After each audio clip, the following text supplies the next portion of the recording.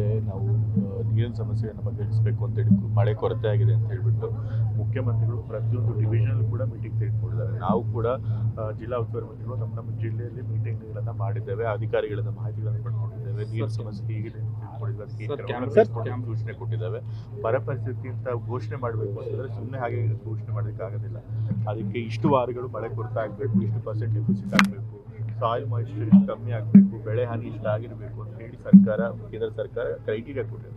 ಆ criteria fulfil ಆದಾಗ ಆಗುತ್ತೆ. ಈ ಜುಲೈ 8 ಬಹುಶಃ ಅಷ್ಟು ಕ್ರೈಟೀರಿಯಾ ಎಲ್ಲ ಫುಲ್ ಆಗುತ್ತೆ.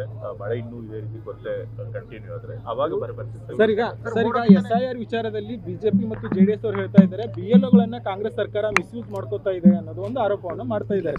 ಕುಮಾರಸ್ವಾಮಿ ಕೂಡ ಅದ್ರ ಬಗ್ಗೆ ಕಂಪ್ಲೇಂಟ್ ಅನ್ನು ಕೊಟ್ಟಿದ್ದಾರೆ. BLOಗಳನ್ನ ಹೇಗೆ ಮಿಸ್ಯೂಸ್ ಮಾಡ್ಕೊಳಕ್ಕಾಗುತ್ತೆ? BLOಗಳನ್ನ ಮಿಸ್ಯೂಸ್ ಮಾಡ್ಕೊಂಡ್ರು ಕೂಡ ಅಲ್ಟಿಮೇಟ್ಲಿ ಎನ್ಯೂಮರೇಷನ್ ಫಾರ್ಮ್ ಎಲ್ರಿಗೂ ಸಿಗುತ್ತೆ. ಆ ಎನ್ಯೂಮರೇಷನ್ ಫಾರ್ಮ್ ಅಲ್ಲಿ ಏನ್ ಮಾಹಿತಿ ಕೊಟ್ಟಿರ್ತಾರೆ ಅದನ್ನ ಎಲೆಕ್ಷನ್ ಕಮಿಷನ್ ಅವ್ರು ನೋಡ್ತಾರೆ ಅಲ್ವಾ?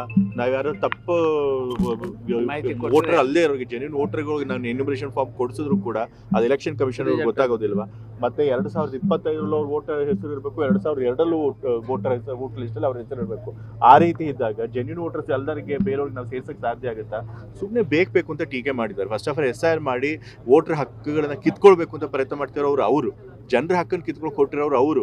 ನಾವು ಅವ್ರ ಹಕ್ಕು ಜನರ ಹಕ್ಕು ಕಿತ್ಕೊಳ್ದೇ ಇರೋಂಗೆ ಮಾಡಬೇಕು ಅಂತ ಹೇಳಿ ಎಲ್ರಿಗೂ ಅರ್ಹ ವೋಟರ್ ಲಿಸ್ಟಲ್ಲಿ ಬರಬೇಕು ಅಂತ ನಾವು ಪ್ರಯತ್ನ ಮಾಡಿದ್ರೆ ಅದಕ್ಕೆ ಸುಳ್ಳು ಆರೋಪ ಮಾಡಿ ಜನರ ದಾರಿ ತಪ್ಪಿಸ್ತಾರೆ. ಆಗಲೇ ನಾವು ನೀರಿನ ಸಮಸ್ಯೆಯನ್ನು ಬಗೆಹರಿಸಬೇಕು ಅಂತೇಳಿ ಮಳೆ ಕೊರತೆ ಆಗಿದೆ ಅಂತ ಹೇಳ್ಬಿಟ್ಟು ಮುಖ್ಯಮಂತ್ರಿಗಳು ಪ್ರತಿಯೊಂದು ಡಿವಿಷನ್ ಕೂಡ ಮೀಟಿಂಗ್ ತೆಗೆದುಕೊಂಡಿದ್ದಾರೆ. ನಾವು ಕೂಡ ಜಿಲ್ಲಾ ಉಸ್ತುವಾರಿ ಮಂತ್ರಿಗಳು ನಮ್ಮ ಜಿಲ್ಲೆಯಲ್ಲಿ ಮೀಟಿಂಗ್ಗಳನ್ನು ಮಾಡಿದ್ದೇವೆ, ಅಧಿಕಾರಿಗಳಿಂದ ಮಾಹಿತಿಗಳನ್ನು ಪಡ್ಕೊಂಡಿದ್ದೇವೆ, ನೀರಿನ ಸಮಸ್ಯೆ ಹೇಗಿದೆ ಅಂತ ತಿಳ್ಕೊಂಡಿದ್ದಾರೆ, ಸೂಚನೆ ಕೊಟ್ಟಿದ್ದೇವೆ. ಬರ ಪರಿಸ್ಥಿತಿ ಅಂತ ಘೋಷಣೆ ಮಾಡಬೇಕು ಅಂತಂದರೆ ಸುಮ್ಮನೆ ಹಾಗೆ ಘೋಷಣೆ ಮಾಡೋದಕ್ಕೆ ಆಗೋದಿಲ್ಲ. ಅದಕ್ಕೆ ಇಷ್ಟು ವಾರಗಳು ಮಳೆ ಕೊರತೆ ಆಗಬೇಕು, ಇಷ್ಟು % ಡೆಫಿಸಿಟ್ ಆಗಬೇಕು, ಸಾಯಿಲ್ ಮಾಯಿಶ್ಚರ್ ಇಷ್ಟು ಕಮ್ಮಿ ಆಗಬೇಕು, ಬೆಳೆ ಹಾನಿ ಇಷ್ಟ ಆಗಿರಬೇಕು ಅಂತ ಹೇಳಿ ಕೇಂದ್ರ ಸರ್ಕಾರ ಕ್ರೈಟೀರಿಯಾ ಕೊಟ್ಟಿದೆ.